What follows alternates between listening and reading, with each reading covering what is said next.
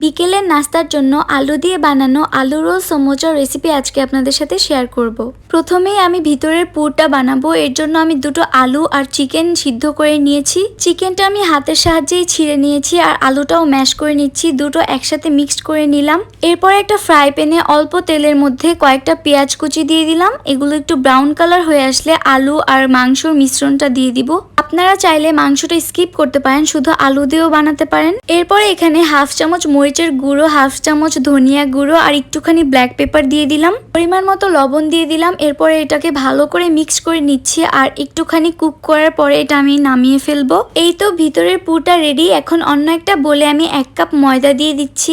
এরপরে দিয়ে দিচ্ছি 2 চামচ সয়াবিন তেল, অল্প একটু হালকা কুসুম গরম পানি দিয়ে দিলাম। দেন এখানে পরিমাণ মতো লবণ দিয়ে দিলাম আর টেস্ট ব্যালেন্সের জন্য একটুখানি চিনি দিয়ে দিলাম। এরপরে হাত দিয়ে সবকিছু একসাথে মিশিয়ে নিচ্ছি আর একটু একটু করে কুসুম গরম পানি দিয়ে একটা ডো বানাতে হবে।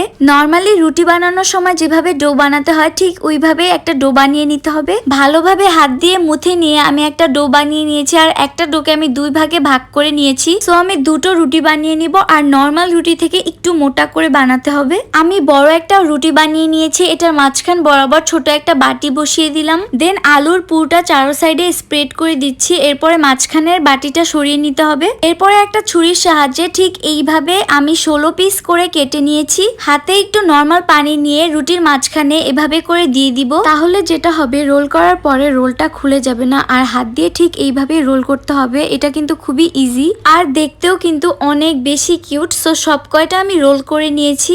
এবার ফ্রাই প্যানে আমি তেলের মধ্যে এগুলোকে ফ্রাই করে নিচ্ছি। চুলার ফ্লেম মিডিয়াম আঁচে রাখতে হবে, তা না হলে কিন্তু পুড়ে যাবে।